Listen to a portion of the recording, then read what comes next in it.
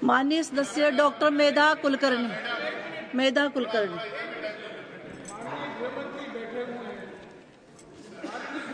आप शुरू करिए। नहीं नहीं नहीं सर, कुछ भी रिकॉर्ड में नहीं जाएगा। मेधा कुलकर्णी। नमस्ते। डॉक्टर मेधा कुलकर्णी। वक्फ संशोधन विधेयक पर अनुमोदन देने के लिए मैं आज यहाँ खड़ी हूँ। इस विषय पर बात रखने के लिए मुझे मौका दिया, इसलिए मैं आपका धन्यवाद ज्ञापित करती हूँ। मेरे लिए आज सौभाग्य की बात है कि मुझे राज्यसभा के जी बड़ा महत्वपूर्ण प्रश्न है। मणिपुर काहे को देर रात तक एक दिन जगो ना। मणिपुर के लिए एक दिन देर रात तक जगना चाहिए।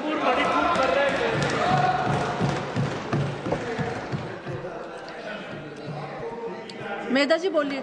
माननीय उपसभापति महोदय, मेरे लिए आज बहुत सौभाग्य की बात है कि मैं आज वक्फ जैसे महत्वपूर्ण बिल पर बात करने जब जा रही हूं, तब मेरा राज्यसभा का 1 वर्ष का कार्यकाल आज पूरा हो रहा है। मैं खुद को बहुत ही भाग्यशाली समझ रही हूं, क्योंकि भारत में इतने अच्छे निर्णय होने जा रहे हैं और हो रहे हैं, लगातार हो रहे हैं। और इस वक्त में मैं राज्यसभा की भी मेंबर हूं और जेपीसी के मेंबर के तहत भी मुझे काम करने का और हिस्सा लेने का सौभाग्य मिला। हमारे वरिष्ठ नेता, हमारे माननीय प्रधानमंत्री नरेंद्र जी मोदी, माननीय गृह मंत्री अमित जी शाह, माननीय राष्ट्रीय अध्यक्ष जेपी नड्डा जी और माननीय माइनॉरिटी मिनिस्टर किरण रिजिजू जी, मैं इनका आभार प्रदर्शित करती हूँ। माननीय उपसभापति महोदया, देश क्या है, सरकारें क्या है और सरकार की देशवासियों के प्रति जिम्मेदारी क्या है, इसकी सोच जिनकी कमजोर थी, वो लगातार इस देश पर राज्य करते रहे। लेकिन गत 10-11 साल ऐसे प्रधानमंत्री के नेतृत्व में हम सरकार चला रहे हैं जो देश के लिए अच्छे निर्णय ले रही है और इस देश को पुण्य भू और पितृभू मानने वाली सरकार आज इस देश पर है। माननीय सभापति, उपसभापति महोदय, इस लगातार चलने वाली रफ्तार में 370 के बारे में निर्णय हुआ, अलग अलग निर्णय हुए और आज हम जिस पर बात करने जा रहे हैं वह है वक्फ अमेंडमेंट बिल। वक्फ के बारे में जेपीसी गठित हुई और बहुत अच्छी तरह से जेपीसी ने काम किया। 38 मीटिंग्स ली गई और माननीय अध्यक्ष जगदम्बिका पाल जी के नेतृत्व में हमने अलग अलग राज्यों का प्रवास करके बहुत अच्छी जानकारी इकट्ठा की। हमें चौंका देने वाली जानकारी मिली और इस सब जानकारी को इकट्ठा करके एक निचोड़ निकला है। मैं अभिनंदन करती हूँ माइनॉरिटी मिनिस्ट्री का और जेपीसी के हमारे सदस्य भाई बहनों का, क्योंकि बहुत ही अभ्यासपूर्ण पद्धति से इन्होंने काम किया। मैं एक डॉक्यूमेंट आपको दिखाना चाहती हूँ। ये रिपोर्ट कार्ड वामसी के पोर्टल का है, जो हम बात करते हैं कि हम अच्छी तरह से सुधारणा लेकर ये आए हैं कि जब भी कोई वक्फ प्रॉपर्टी क्रिएट हो तो उसकी जानकारी और उसका रजिस्ट्रेशन कैसा होना चाहिए। तो इसका सिस्टम क्यों, मेथोडिकली सिस्टम क्यों नहीं थी आज तक, ये जानकारी इसे हासिल होगी। ये वक्फ रिपोर्ट कार्ड है। इसमें वक्फ करने वाले वाकिफ का नाम नहीं दिया गया है, डेट नहीं बताई गई है, सब ब्लैंक है। आप देख सकते हैं, मैं ऑथेंटिकेट कर दूंगी। ये गवर्नमेंट की पोर्टल से लिया गया, डाउनलोड किया गया कार्ड है। वाकिफ का नाम नहीं है, यूआईडी नंबर नहीं है, एड्रेस नहीं है, रजिस्ट्रेशन की डेट नहीं है, क्रिएशन डेट नहीं है, प्रॉपर्टी की बाउंड्रीज नहीं है, प्रॉपर्टी स्पेसिफिकेशंस नहीं है, फोटो नहीं है, इंस्पेक्शन डन नो, मतलब कुछ भी नहीं बताएंगे और बोलेंगे कि ये प्रॉपर्टी हमारी है। और जब पूछा जाए तो बताएंगे कि 200 साल 300 साल पुरानी है। 200 साल 300 साल पुरानी कैसे हो सकती है? जब हम उनको पूछते हैं, हम कलकत्ता गए थे और कलकत्ता में एक IAS अधिकारी थे, उन्होंने कहा कि मेरे पिताजी का हमारे पास बर्थ सर्टिफिकेट नहीं है। मैंने कहा ठीक है भाई, आपके पास पिताजी का बर्थ सर्टिफिकेट नहीं है, लेकिन आप जिस घर में रहते हो कितने सालों पहले की प्रॉपर्टी है? उन्होंने कहा नहीं, बुरखों की प्रॉपर्टी है हमारे पास। तो अगर आपके पास बुरखों के प्रॉपर्टी का प्रॉपर्टी कार्ड हो सकता है तो वक्फ की प्रॉपर्टी का प्रॉपर्टी कार्ड कैसे नहीं हो सकता? और 200 साल की प्रॉपर्टी, मैं एक बात आपको बताना चाहती हूँ, यहाँ सच्चर समिति का अहवाल बार बार हर कोई बात कर रहा है। एक अहवाल बताती हूँ। सच्चर कमिटी ने ये बात कही 2000 साल में, तब तो हमारी सरकार नहीं थी, 2006 में ये बात कही कि ज्यादा से ज्यादा मुस्लिम इस देश में जो रह रहे हैं वो पॉवर्टी लाइन के नीचे है, जिनकी आमदनी 500 से भी कम है, 500 भी वो खर्चा नहीं कर सकते, ऐसे लोग हैं। क्या ऐसे लोगों ने वक्फ किया? जिनके पास खुद की प्रॉपर्टी नहीं है, क्या वो वक्फ कर सकते हैं? उत्तर प्रदेश की बात कर रहे था, कोई हमारे भाई कर रहे थे। उत्तर प्रदेश की अगर बात करें, लोकसभा के चुनाव के दरमियान एक डॉक्यूमेंट निकला था, उसमें कहा गया था कि जितनी भी प्रॉपर्टीज, जितनी की प्रधानमंत्री आवास योजना और कोई योजना, इनके लाभार्थी जो है उत्तर प्रदेश में 19% मुस्लिम समुदाय है। ज्यादा से ज्यादा समुदाय ने किसी न किसी योजना का लाभ लिया है।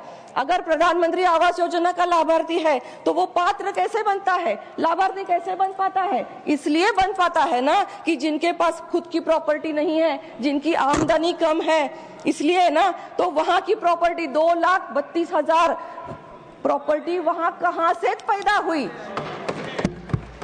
1950, 1954 दोनों आप स्टैटिस्टिक्स देखिए। 1954 तक अपने देश में, इस देश में केवल 37,000 प्रॉपर्टीज वक्फ की थी, वो आज 8,72,000 बन गई है। तो दुगनी तिगनी चौगुनी, मतलब सच्चर कमेटी के दरमियान 4.5 लाख थी, समझो इतनी कहां से बढ़ी? अगर मुसलमान भाई बहन हमारे यहाँ के गरीब है तो इतनी प्रॉपर्टी कैसे बनी? और 200 साल की प्रॉपर्टी वहां क्यों नहीं रिफ्लेक्ट हुई 54 साल में? 1954 में जो प्रॉपर्टी दिख रही थी वो 37,000 ओनली थी। तो वो प्रॉपर्टी 200 साल की, अगर प्रॉपर्टी आपके पास इतनी है, 8.5 लाख प्रॉपर्टी 200 साल की अगर है, तो वो वहां रिफ्लेक्ट क्यों नहीं हुई? दूसरी एक बात मैं बताती हूँ कि कैसे वक्फ बाय यूज, कोई नाम नहीं, कोई जानकारी नहीं। ये प्रॉपर्टी है जालना की, ये भी वामसी पोर्टल से भी है और गवर्नमेंट के महाराष्ट्र से प्रॉपर्टी है जालना। ये प्रॉपर्टी है खरात और ढवळे के नाम पर। यहाँ एक मंदिर है और यही सेम प्रॉपर्टी यहाँ दिखाई गई है वामसी पोर्टल पर। सेम प्रॉपर्टी कैसे गई? और मैं यहाँ आज मीटिंग के लिए गई थी, अर्बन अफेयर्स की हमारी मीटिंग थी। एक भाई साहब मुझे मिले जिनका नाम था देशमुख, महाराष्ट्र से आए थे। उन्होंने मुझे एडिशनली जानकारी दी। उनका गांव है शिरसाळा, परळी वैजनाथ, उनका नाम है देशमुख। उन्होंने कहा कि उनके 16 एकड़ प्रॉपर्टी थी, उनके बाजू में एक मुस्लिम समुदाय की वो भी 16 एकड़ प्रॉपर्टी थी। दोनों प्रॉपर्टी मिलाकर अचानक से वक्फ जाहिर कर दी। अचानक से कैसे हो सकता है? और दोनों ने, मतलब देशमुख जी भी गए और मुसलमान जो भाई थे वो भी गए और उन्होंने पैसे देके प्रॉपर्टी वापस ले ली। पैसे देके, मतलब ये करप्शन चल रहा है। करप्शन की और एक मैं बात करूंगी, लेकिन बाद में करूंगी। जानकारी के बारे में कोई पूछ रहा था। मेरे पास ये एक डॉक्यूमेंट है जहां प्रॉपर्टी 0 लिखी गई है। ऐसी उत्तर प्रदेश में कितनी प्रॉपर्टीज है जिनका एरिया 0 मार्क किया गया है? 61%। 61% प्रॉपर्टीज ऐसी है जिनकी प्रॉपर्टी का क्षेत्र जो है, एरिया जो है, वो 0 मार्क किया है। मैं एक सैंपल बताती हूँ केवल उत्तर प्रदेश का, पूरा का पूरा पेज। ये है मॉस्क, ये ग्रेवयार्ड है, मुरादाबाद ये एरिया है 0 ग्रेवयार्ड 0 एकड़ का हो सकता है, मस्जिद 0.000 मतलब क्या है? तो ये प्रकार है कि कोई भी जानकारी देंगे नहीं। वक्फ डीड कितने हैं? वक्फ डीड हम एग्जाम्पल बार बार उत्तर प्रदेश का लेंगे क्योंकि उत्तर प्रदेश में सबसे ज्यादा प्रॉपर्टीज वक्फ की है, महाराष्ट्र का भी ले सकते हैं। वक्फ डीड कितनी है? 2,32,000 में से केवल 4,345 वक्फ डीड है उत्तर प्रदेश में, केवल इतने ही। क्यों भाई? 54 साल से लेकर लगातार हम एक संविधान और एक मेथड अप्लाई कर रहे हैं रजिस्ट्रेशन की। अगर कोई भी माता पिता भी अपने बच्चों को प्रॉपर्टी देते हैं गिफ्ट में तो वो भी डीड करते हैं गिफ्ट का डीड। तो आपको जो जिसने प्रॉपर्टी दी वो ओरली दे दी, ऐसे कैसे हो सकता है? कोई देने वाला ओरली क्यों दे? तो वक्फ की प्रॉपर्टी इतनी है। मुझे थोड़ा टाइम दीजिए, मैंने जेपीसी में बहुत अच्छी मन लगाकर काम किया है, मुझे थोड़ा टाइम दीजिए। जेपीसी में हमारे एक कर्नाटक के भाई साहब आए थे, अनवर मणिपड़ी जी। अब मैं उनका बाकी का बोलूंगी नहीं यहाँ, क्योंकि मेरे मुंह से मुझे कोई गंदा नाम नहीं लेना है। जो भी उन्होंने कहा वस्तु स्थिति इतनी भयानक थी। 2,30,000 करोड़ का घोटाला उन्होंने बाहर निकालने की कोशिश की थी और उनको वहां बोलना न दिया जाए, इसलिए उन्होंने बॉटल फेंक के मारी। आपने किस्सा सुना होगा, मैं किसी का भी नाम नहीं लूंगी, मैं किसी का भी नाम नहीं लूंगी क्योंकि मुझे इसमें समय नहीं देना है। एक बॉटल वहां यहाँ उन्होंने फोड़ी और सामने माननीय अध्यक्ष महोदय के और फेंकी। मतलब ये क्या है? ये कौन सी गुंडागर्दी है? हमने तो सबका सुना, जो हमारी विचारधारा के थे उनका सुना, जो अगेंस्ट थे उनका सुना, सबका सुना। तो ये कौन सी गुंडागर्दी है? मुझे किसी ने बोला कि पटर पटर करती है बार बार, मुझे किसी ने कहा कि ये संगी है, ये है, वो है। मतलब ये क्या है? आप बोलने नहीं देंगे, आप किसी को डॉक्यूमेंट्स नहीं देने देंगे, तो ये क्या करेंगे? बार बार मिसकंडक्ट के आरोप होते रहे। मेरी महाराष्ट्र का मिसकंडक्ट का मैं बता रही हूँ।